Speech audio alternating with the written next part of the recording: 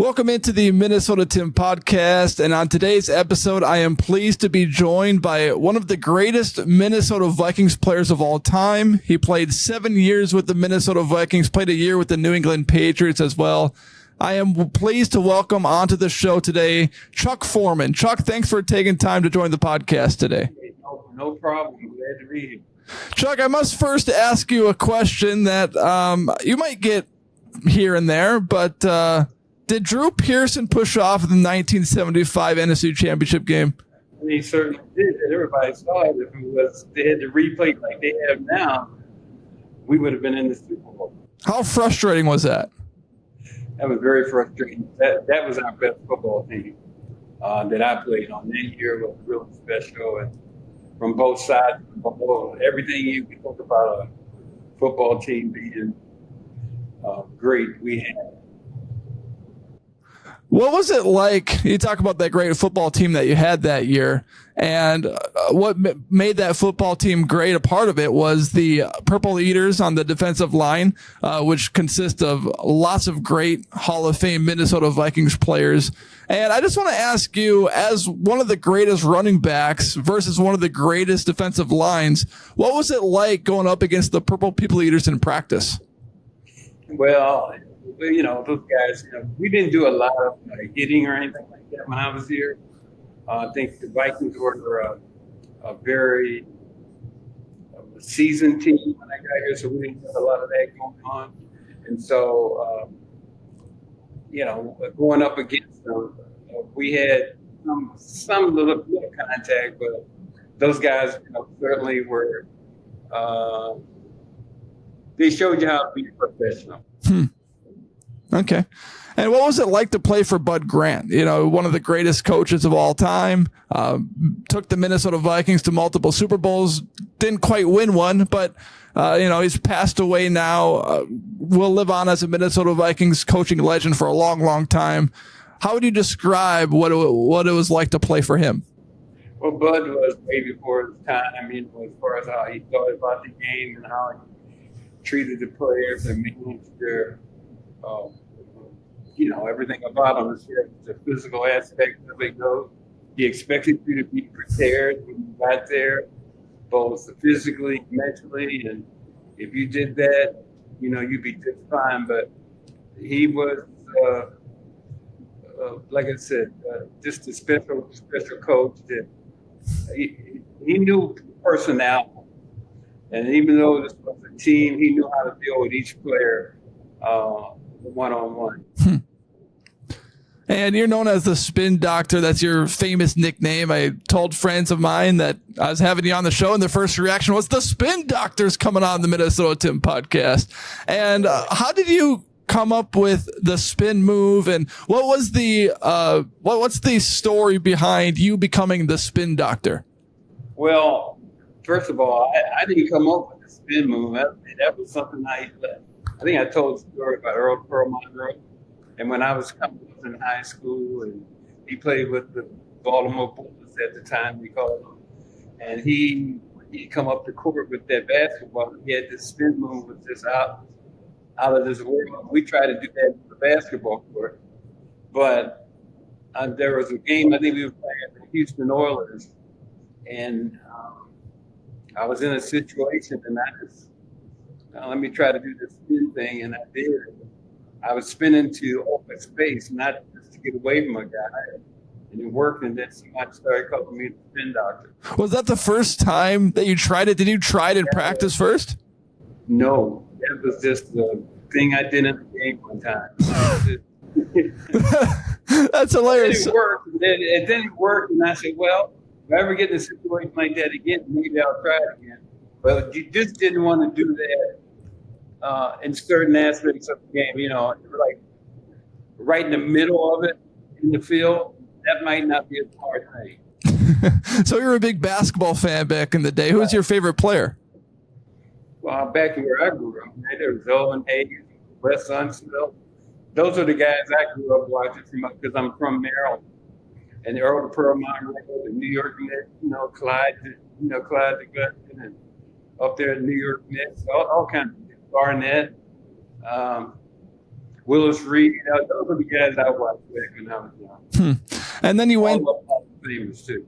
Well, yeah, that's a pretty good list of players right there. Did you ever try the Dr. J up and under move when you were younger? No, I didn't do that, but I had a pretty good, like almost a 40-inch vertical leap, so I could get up there. Okay. You played college ball at the University of Michigan. It's a stark contrast between the weather. University of Miami, not the University of Michigan. My bad. As soon as I said that, I'm like, that doesn't sound right. But there's a stark contrast between the University of Miami and Minnesota. So when you were selected first round, 12th overall pick, were you excited to come to Minnesota and suffer through these brutal winters? Well, yeah, I was excited to be drafted and coming to Minnesota, and like everyone else, the only thing I knew about Minnesota was really cold. I got to experience it, right away when I came up for my visit. But I think it was the best thing that happened to me as far as a rookie coming into the league and going to a team that just needed that one little thing to take them over the hump, and that was my blessing. So I got to play with a seasoned veteran football team and was able to showcase my talents back then. 1,000 yards was the pinnacle for a running back per season back then. Mm-hmm. So I got to accomplish that in my career a few times, and so it was a great run. Back in 1975, I believe it was, you were competing with O.J. Simpson, who was a running back for the Buffalo Bills at that time. You were competing to break Gale Sayers' NFL record for combined rushing and receiving touchdowns in a single season. What was that battle like between you and O.J. going back and forth? How badly did you want to win and break Gale Sayers' record?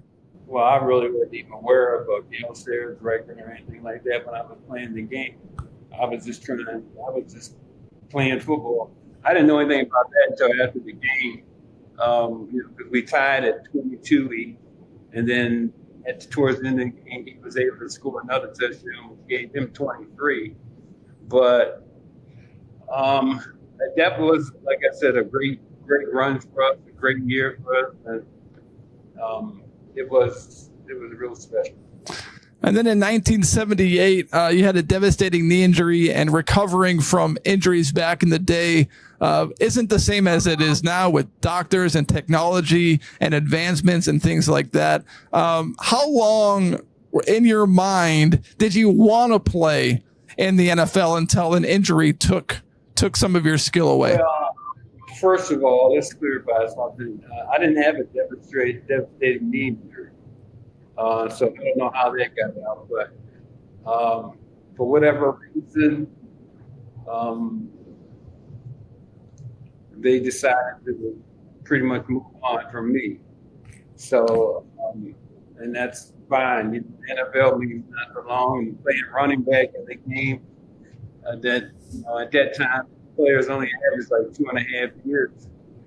And that's running backs. Mm-hmm. 2.5 years. So getting to 8 years in a game like that is a heck of an accomplishment, especially in my era. I can't speak to football before me. I can't speak to football after me. The only thing I can talk about is the game that I played when I got from 73 to 81. And it was a heck of a league to play in.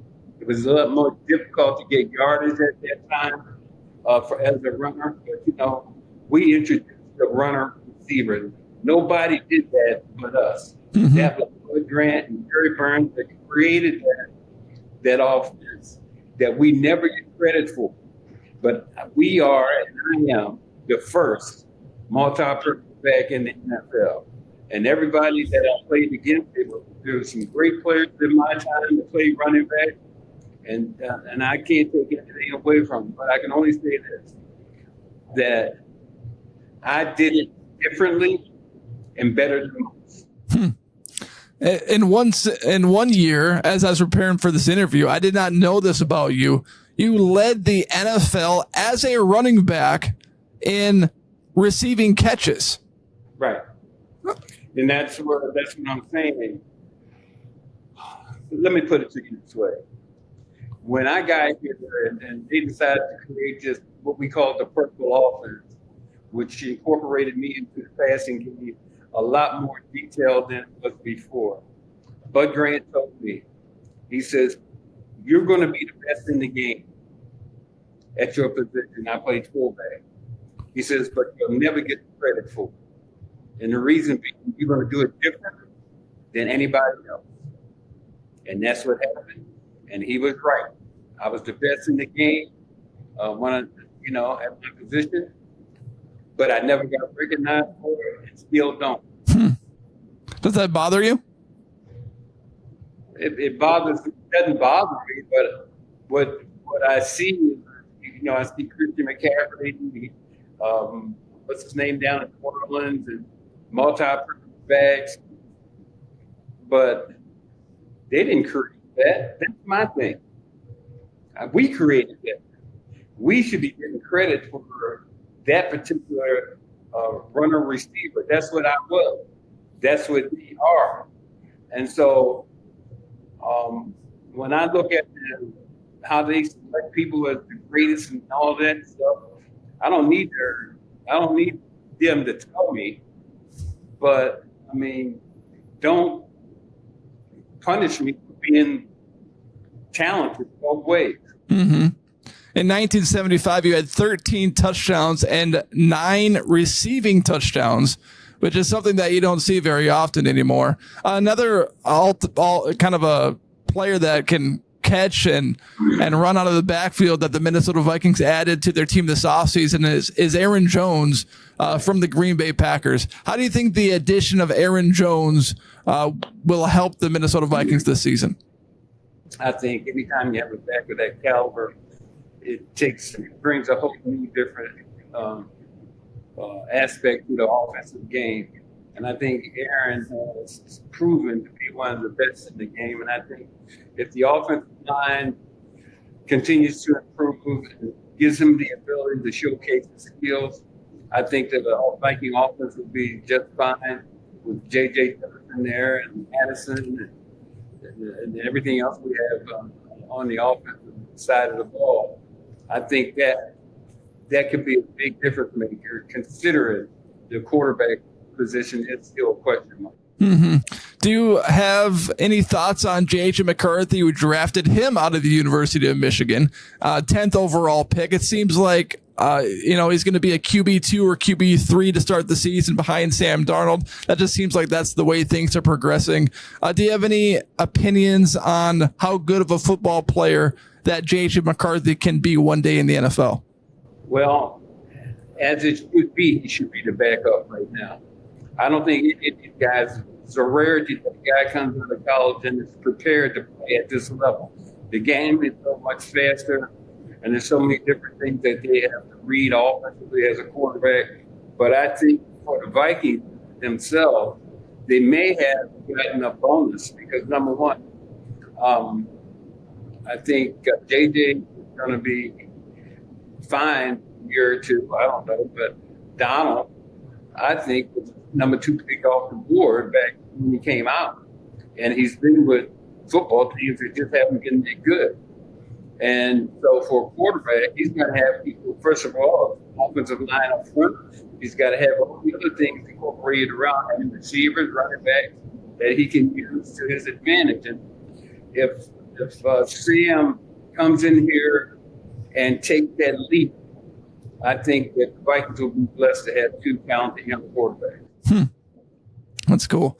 You talked about the speed of the game and how players aren't ready to come out and play right away in the NFL. Did it take time for you to transition from the speed of the college game to the speed of the NFL game? Well, I'm talking about the quarterback position because as a running back, you can either run it or you can't. You either have the talent to run the ball or you don't. The only thing that hurts the running back is he doesn't have the line up front to give him the opportunity to showcase his skill set. Wide receiver the same way. Cornerback, cover or you can't. But the offensive line is probably the most difficult position to play along with the quarterback. So There's certain positions that you can come in the league and have an instant success. I think running back and wide receivers can get at it. I got to ask you one more question, Chuck. What do you think of my hat right here? I think that's a great hat. It looks good. I like that signature on the front. Yeah. All that's great. I love it. I love that. If you're interested in a hat like this, go to chuckforeman44.com. And I met Chuck 2 weeks ago in Andover Walmart. I said, "Hey, Chuck, you want to come on my podcast?" And he said, "Sure. Why not? Why don't you contact my guy here and then he'll hook you up." And I bought a hat, got his little signature right here. My dad was proud. My mom was proud because they grew up watching you. Well, I'm really happy that you got a hold of Ben and we were able to hook up and talk on your podcast. There's a lot of things about this game, especially with the Vikings this season. There's a lot of question marks. We lost our quarterback, but we may have gained too. Mm-hmm. So, it's kind of like this season is a big wait to see.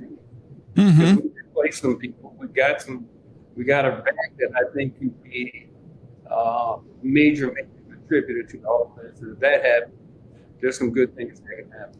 Do you think the Vikings have any chance to make the playoffs this season with the roster reconstruction? I think they can. Depends on. I think if the guys come in. First of all, I'm very comfortable with our defense and our defensive coordinator. I think, first of all, I got a lot of respect for him for all the things that he had to go through when he was the head coach at the Dolphins. I mean, he stood his ground, did the right thing, and we're lucky to have him. And when you watch this defensive play, they are aggressive, and they are, for the most part, in control of everything they do. And I like that part of his defense. So if you got that defense playing at a high level, you got a chance. And I think one thing we have is with offensive defensive coordinator, and we got talent on that side of the ball, and they play well. We got a chance to do some things. Well, Chuck Foreman, thank you so much for sharing your thoughts on your era in the 1970s, your playing days, Bud Grant, and today's Minnesota Vikings. And I appreciate you taking the time to join my podcast today. Hey, I appreciate it anytime. Let's do it again during the season.